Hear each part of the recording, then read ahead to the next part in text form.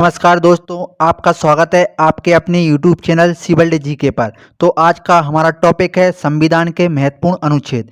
मैं एक ही वीडियो में संविधान के जितने भी महत्वपूर्ण अनुच्छेद हैं उन सभी को कवर कराऊंगा, इसलिए हो सकता है ये वीडियो थोड़ी लंबी बने, पर विश्वास रखिएगा जब वीडियो को आप पूरा एंड तक देख लेंगे तो आपका इस टॉपिक से क्वेश्चन गलत नहीं होगा, क्योंकि मैं बहुत ही सिस्टमेटिक वे और ट्रिक से आपको समझाऊंगा। तो चलिए बिना देरी किए हुए वीडियो को शुरू करते हैं। वीडियो की शुरुआत करते हैं और हम समझना शुरू करते हैं संविधान के महत्वपूर्ण अनुच्छेद के बारे में।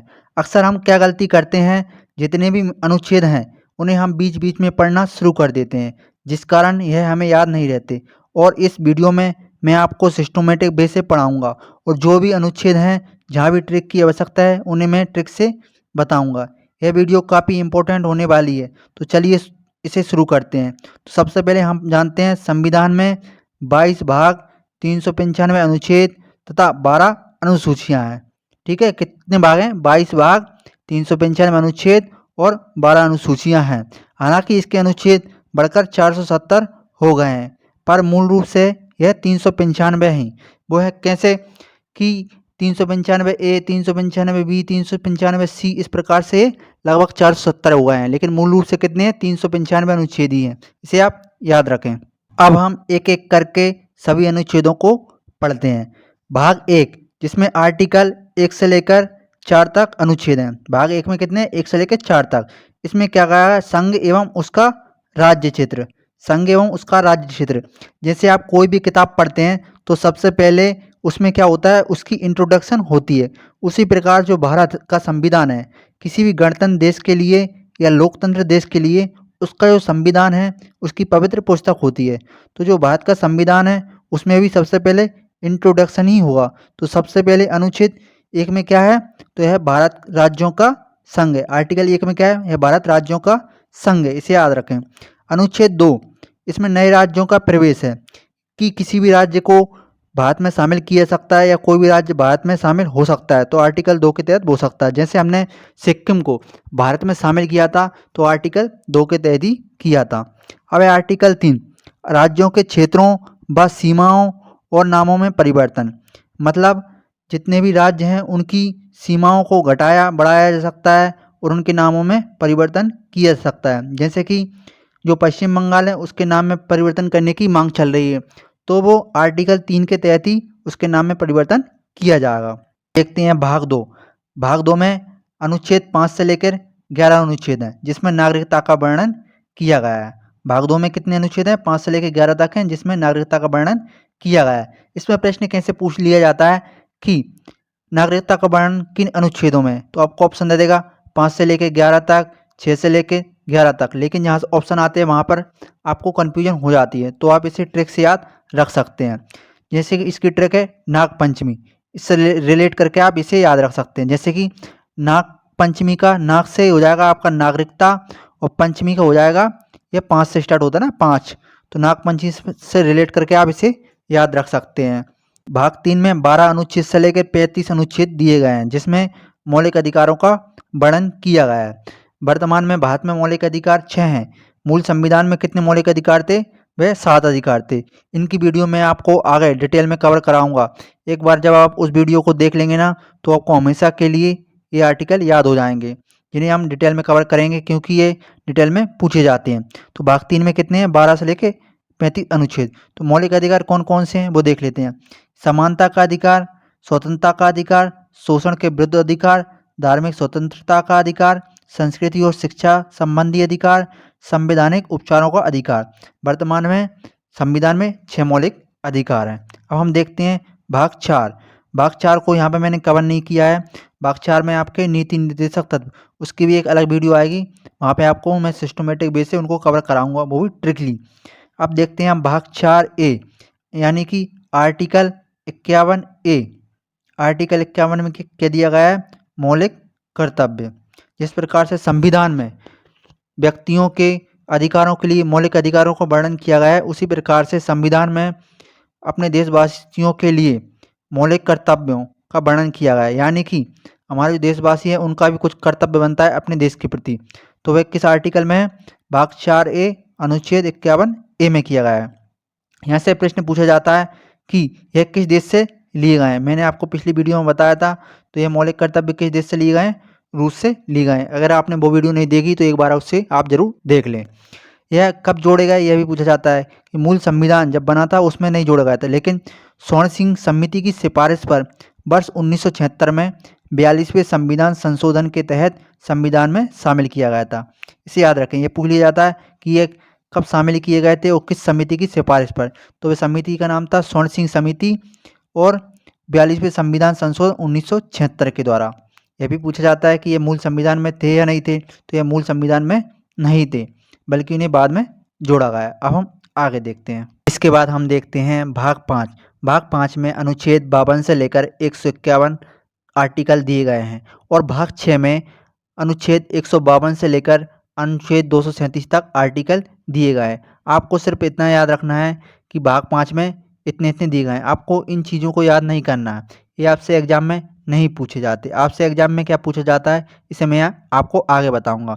आप सिर्फ इतना याद रखना है कि भाग 5 में राष्ट्रपति का वर्णन है और भाग 6 में राज्यपाल का वर्णन दिया गया है। भाग 5 में राष्ट्रपति के बारे में बताया गया है और भाग 6 में राज्यपाल के बारे में बताया गया है। क्योंकि जो भूमिका राष्ट्रपति की केंद्र में होती है वही भूमिका राज्यों में राज्यपाल की होती है, इसलिए मैं इसको साथ साथ कवर करा रहा हूँ, क्योंकि इस तरह आप पढ़ेंगे तो आपको ज़्यादा देर तक याद रहेगा। तो राष्ट्रपति का सबसे इम्पोर्टेंट अनुच्छेद 52 इतनी बार एग्जाम में पूछा गया है, हर बार शिफ्ट में पूछा ही जाता है कि राष्ट्रपति के पद के बारे में किस अनुच्छेद में है वर्णन है, तो अनुच्छेद 52 में। तो मैं आपको इसे याद करने का एक तरीका बताता हूँ। इसे याद करने की एक ट्रिक है। अगर आप कोई भी चीज़ इमेज से याद करते हैं तो वह आपके माइंड में ज़्यादा देर तक रहती है, इसलिए मैं आपको इमेज से याद कराऊंगा। अनुच्छेद 52 इसी डिजिट से याद होगा हमें राष्ट्रपति के पद के बारे में कि जो दो देख रहे हैं ना आप, ऐसा लग रहा है यह किसी के आगे झुका हुआ है या किसी के आगे गिड़गिड़ा रहा है। और आगे आप देख रहे हैं 5, 5 का मतलब राष्ट्रपति। आपको जो आएगा ना ऑप्शन में अनुच्छेद 52, 53, 54 मतलब साथ साथ वाले ही आएंगे और आपसे पूछा जाएगा कि राष्ट्रपति पद का वर्णन किस में है। तो आपको देखते ही पता लग जाना चाहिए कि जो दो है वो ऐसा लग रहा है ना कि झुका हुआ है। और आपको पता है कि राष्ट्रपति के पास बहुत पावर होती है, वो चाहे तो किसी की भी फांसी की सज़ा माफ़ कर सकता है। जो दो है वो उसके आगे गिड़गिड़ा रहा है यानी माफ़ी मांग रहा है, और जो 5 है आप देख रहे हैं बैठा हुआ है। इससे पता लगता है कि राष्ट्रपति का जो पद है वह अनुच्छेद 52 में है, जिससे आप इसे याद रख सकते हैं। इसके बाद देखते हैं अनुच्छेद 53 राष्ट्रपति की शक्तियां और कार्य। राष्ट्रपति का पद है, उसके पास शक्तियां और कार्य तो होंगे ही। तो अनुच्छेद 53 में शक्ति और कार्य हैं। उसके बाद देखते हैं अनुच्छेद 54 निर्वाचन। 54 निर्वाचन, देखिए इसकी कैसे राइमिंग बैठी है। 54 निर्वाचन, ठीक है। राष्ट्रपति का निर्वाचन अनुच्छेद 54 में है, यह बताया गया है। अब उसके बाद साथ हम देखते हैं कि राज्यपाल का भी आप साथ में याद रखिएगा। उसमें क्या करना है, +1 जोड़ना है। जैसे 52 में +1 करेंगे तो 53, ठीक है। और 53 के आगे आपको 1 जोड़ देना है, तो उसमें राज्यपाल का पद। जिस प्रकार से केंद्र में राष्ट्रपति का पद होता है उसी प्रकार से राज्य में राज्यपाल का पद होता है। तो आपको क्या करना है, 52 में +1 जोड़ना है, 52 में +1 जोड़ना है, 53 हो जाएंगे और 53 के आके आपको 1 लगा देना है। तो इस प्रकार से अनुच्छेद 153 में राज्यपाल का पद होगा। उसी प्रकार से अनुच्छेद 53 में राष्ट्रपति के कार्य हैं, उसी प्रकार अनुच्छेद 154 में राज्यपाल के शक्ति और कार्यों का वर्णन किया गया है। इसे कैसे करेंगे आप कि 53 में आपको 1 जोड़ना है तो 54 हो जाएंगे, 54 के आगे आपको 1 लगा देना है, तो 154 में शक्ति और कार्य है। इसी प्रकार राष्ट्रपति के 54 आर्टिकल में निर्वाचन का वर्णन किया गया है। उसी प्रकार से अनुच्छेद 155 में राज्यपाल के निर्वाचन का वर्णन किया गया है। इसे भी आप कैसे याद रखेंगे कि 54 में 1 जोड़ेंगे तो आपका 55 हो जाएगा और 55 के आगे आपको 1 लगा देना है। इन तीनों से आप इन तीनों को याद रख सकते हैं। देखा कितनी आसानी तरीके से हम इन 6 के 6 प्रश्नों को याद रख सकते हैं, यही एग्जाम में पूछे जाते हैं। इसके बाद हम देखते हैं आगे अनुच्छेद 61 जिसमें महाभियोग का वर्णन किया गया है। राष्ट्रपति का पद है तो राष्ट्रपति के पद के लिए राष्ट्रपति को हटाना भी तो पड़ता है, तो उसे किस प्रकार से हटाएंगे। राष्ट्रपति को हटाने के लिए उस पर महाभियोग की प्रक्रिया चलाई जाती है। तो यार महाभियोग क्या होता है मैं उसके भी आपको बता देता हूँ। राष्ट्रपति द्वारा संविधान के प्रावधानों के उल्लंघन पर संसद के किसी भी सदन द्वारा उस पर महाभियोग की प्रक्रिया लाई जा सकती है, परंतु आवश्यक है कि राष्ट्रपति को 14 दिन पहले लिखित सूचना दी जाए। यह संसद के किसी भी सदन में लाई जा सकती है, चाहे तो वो लोकसभा हो चाहे वह राज्यसभा हो, लेकिन उसे 14 दिन पहले पूर्व सूचना दी जाती है। उस प्रकार से उस पर जो पास हो जाएगी तो राष्ट्रपति को अपने पद से त्यागपत्र देना पड़ता है। अब हम देखते हैं आगे आर्टिकल 72, ये क्षमादान का मामला है। आर्टिकल 72 यानी कि क्षमादान। तो राष्ट्रपति चाहे तो आर्टिकल 72 के तहत किसी भी अपराध के लिए दोषी पाए गए व्यक्ति को क्षमा कर सकता है, उसके दंड को कम कर सकता है, बंदीकरण को हटा सकता है। यह पावर आर्टिकल 72 में किसे दी गई है, राष्ट्रपति को। इसे आप याद रखें। अब देखते हैं अनुच्छेद 123 यानी कि अध्यादेश। राष्ट्रपति के द्वारा अध्यादेश जारी किया जाता है। संसद के स्थगन के समय अनुच्छेद 123 के तहत अध्यादेश जारी कर सकता है, जिसका प्रभाव संसद के अधिनियम के समान होता है।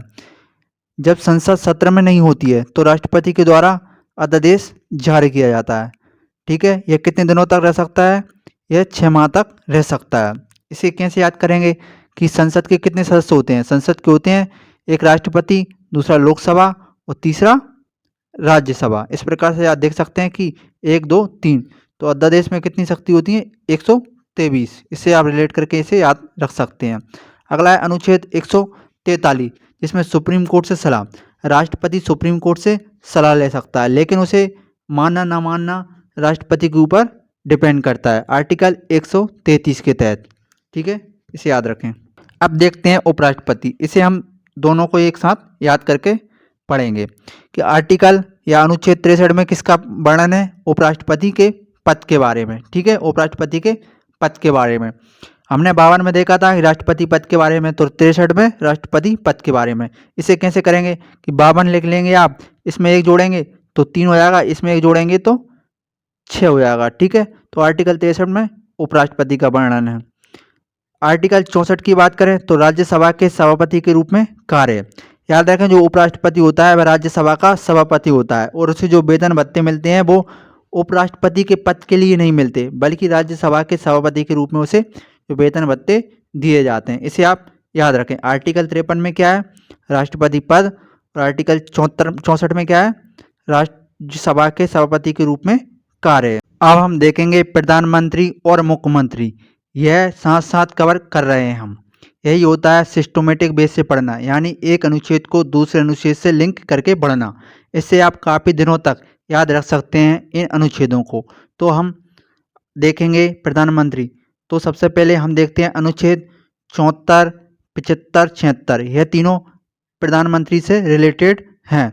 तो इसे आप याद कैसे रखेंगे। सबसे पहले आपको पता होना चाहिए कि अनुच्छेद 74 में के तहत राष्ट्रपति की सहायता के लिए मंत्रिमंडल का गठन किया जाता है, और उसका जो अध्यक्ष होता है वह आपका प्रधानमंत्री होता है। जैसा कि आपको पता है भारत में जो राष्ट्रपति है वह तो नाम मात्र के मुखिया हैं, ज़्यादातर शक्ति का पावर प्रधानमंत्री के हाथों में होती है। तो इससे हमने समझा राष्ट्रपति की सहायता के लिए मंत्रिमंडल होता है जिसका मुखिया प्रधानमंत्री होता है।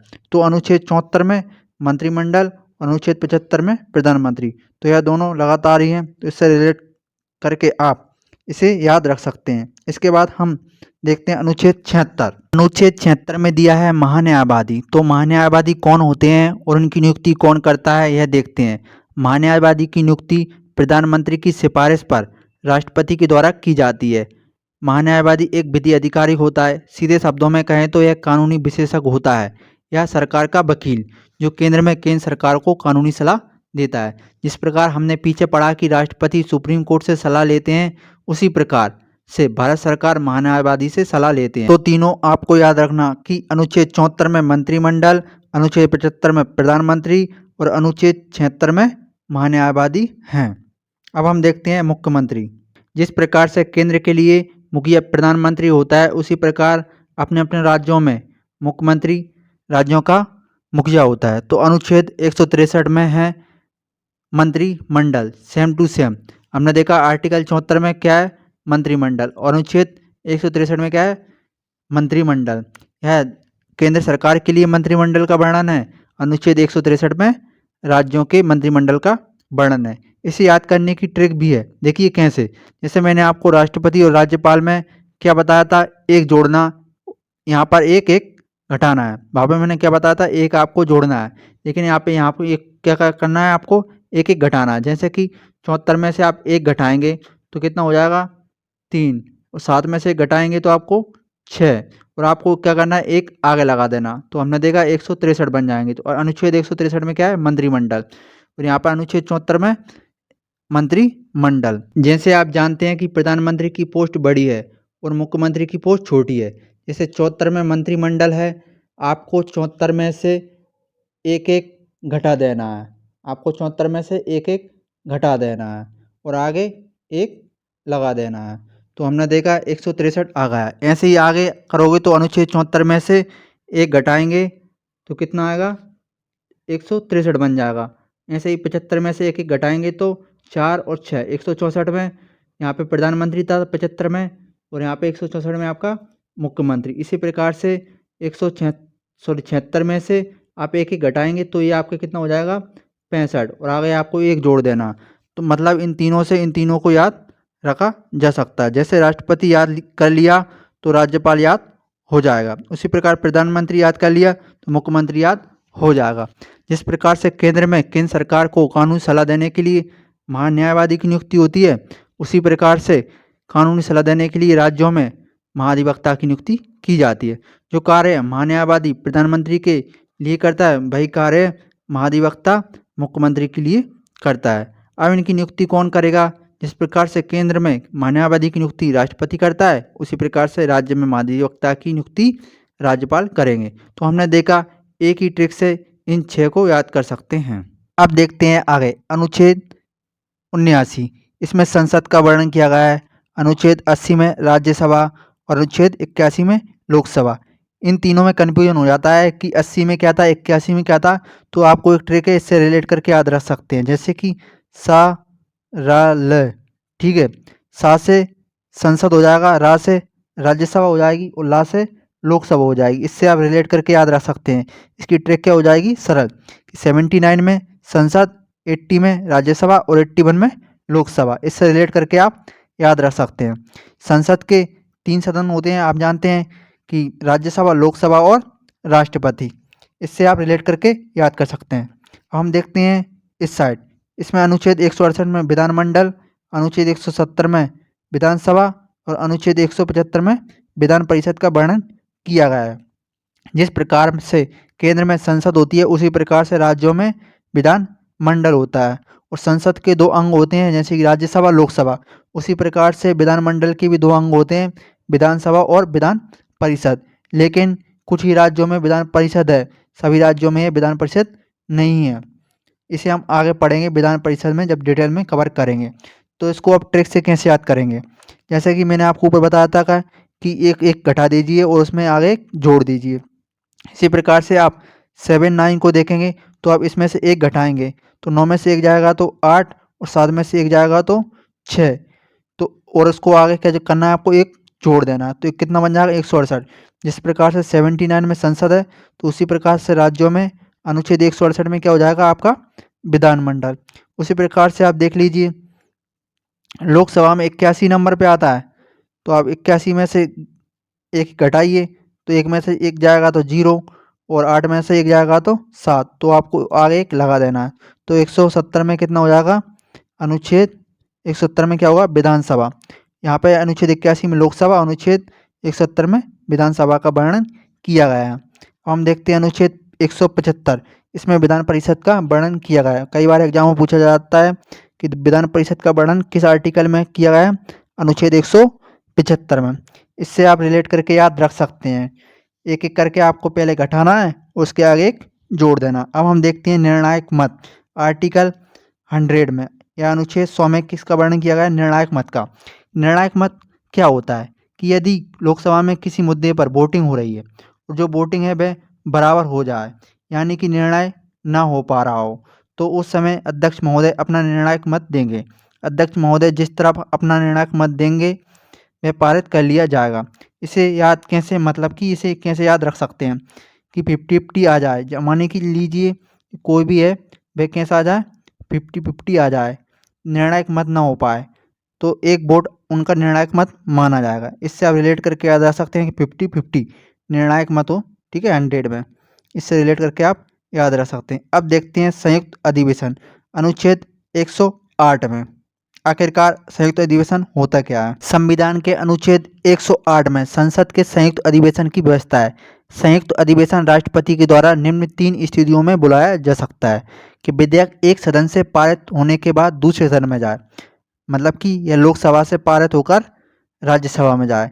जब कौन कौन सी कंडीशन होती हैं उनको आप देख लें कि दूसरे सदन द्वारा विधेयक अस्वीकार कर दिया गया हो, इसके द्वारा अस्वीकार कर दिया गया हो, या विधेयक पर किए जाने वाले संशोधनों के बारे में दोनों सदन अंतिम रूप से असहमत हो गए हों, या दूसरे सदन को विधेयक प्राप्त होने की तारीख से उसके द्वारा विधेयक पारित किए बिना 6 माह से अधिक दिन बीत गए हों, तो इस समय क्या करता है जो राष्ट्रपति होता है वह संयुक्त अधिवेशन बुला सकता है। यानी कि ये लोकसभा और राज्यसभा को संयुक्त करके संयुक्त अधिवेशन बुला सकता है। लेकिन इसकी अध्यक्षता कौन करता है? वो है लोकसभा का जो अध्यक्ष होता है, वह संयुक्त अधिवेशन की अध्यक्षता करता है। अब हम अनुच्छेद 110 और अनुच्छेद 117 को एक साथ कवर करेंगे क्योंकि यह दोनों मिलते जुलते हैं। तो अनुच्छेद 110 में धन विधेयक या धन अधिवेशन की बात कही गई है और अनुच्छेद 117 में वित्त विधेयक की बात कही गई है। तो देखते हैं अनुच्छेद 110 यानी धन विधेयक क्या होता है? सरकार द्वारा कर या टैक्स लगाना, कम करना या बढ़ाना, उसको नियमित करना, उसमें कोई परिवर्तन करना हो या भारत सरकार की ओर से ऋण लेना हो, उसे धन विधेयक कहते हैं। यानी कि कोई भी टैक्स बढ़ाना घटाना अनुच्छेद 110 के तहत किया जाता है, उसे हम धन विधेयक कहते हैं। अब देखते हैं अनुच्छेद 117 यानी वित्त विधेयक क्या होता है। सरल शब्दों में कहें तो वित्त विधेयक उस विधेयक को कहते हैं जो वित्तीय मामलों जैसे राजस्व या व्यय से संबंधित होते हैं। हमने देखा ऊपर पढ़ा था कि धन विधेयक से पैसा संचय निधि में एकत्रित किया जाता है और वित्त विधेयक के द्वारा संचित निधि से पैसा निकाला जाता है। उस पैसे का प्रयोग सरकार विकासात्मक कार्य में करती है। यानी कि धन विधेयक में पैसा इकट्ठा किया जाता है और वित्त विधेयक से पैसा निकाला जाता है। तो हमने एक साथ दोनों को देखा।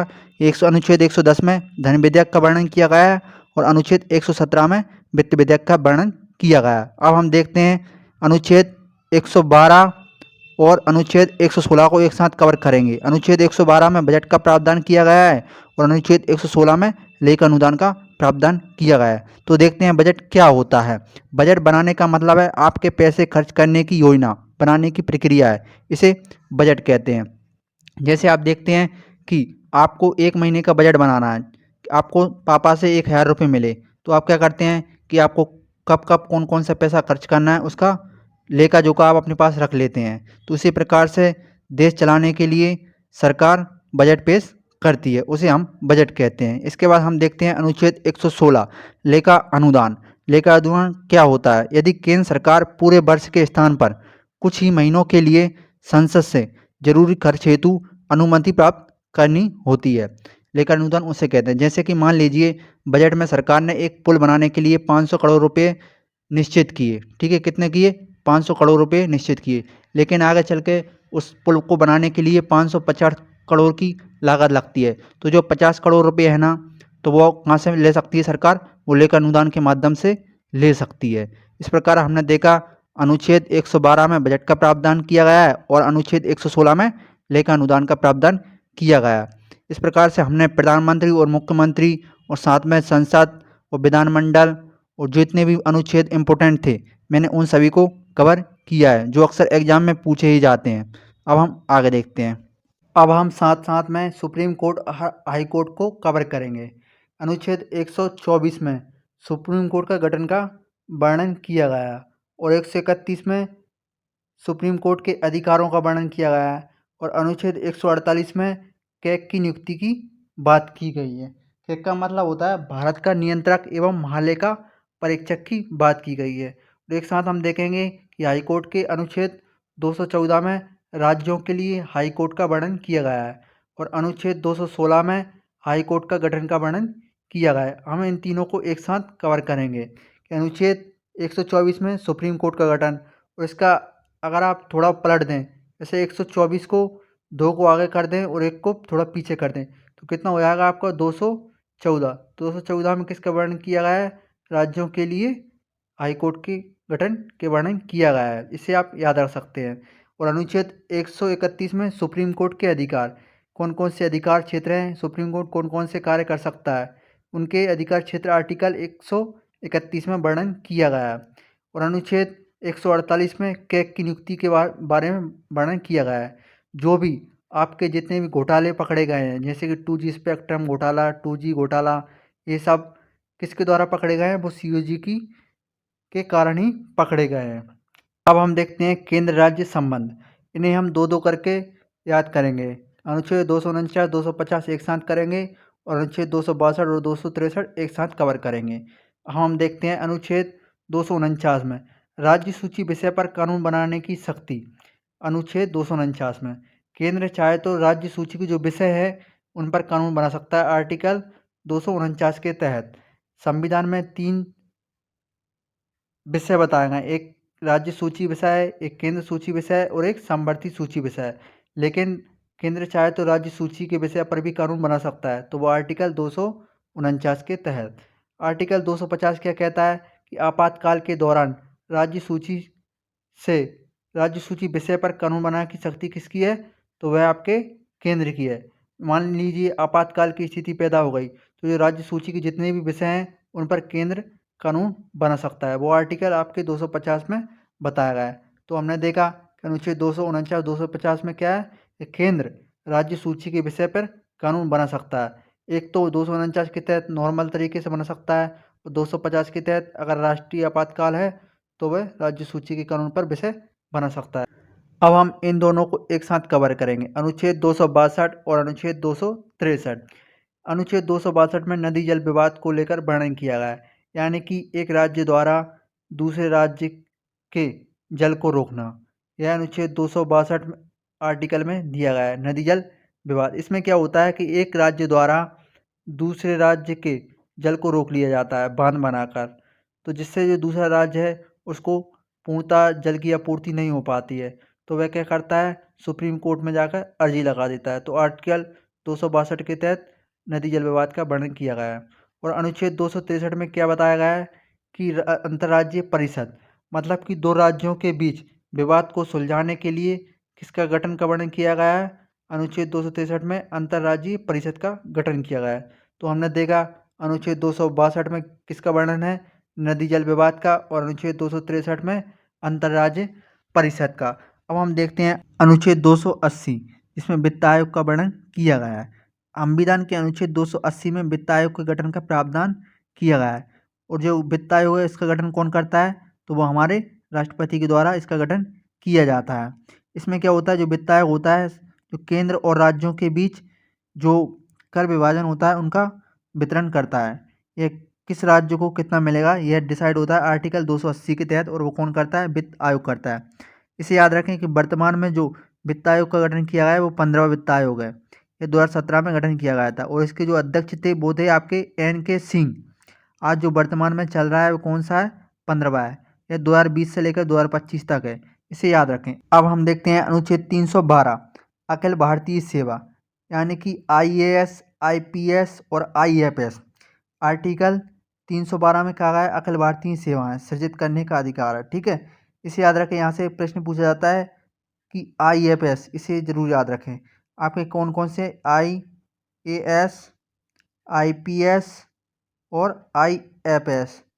Indian administrative service, Indian police service, Indian forest service.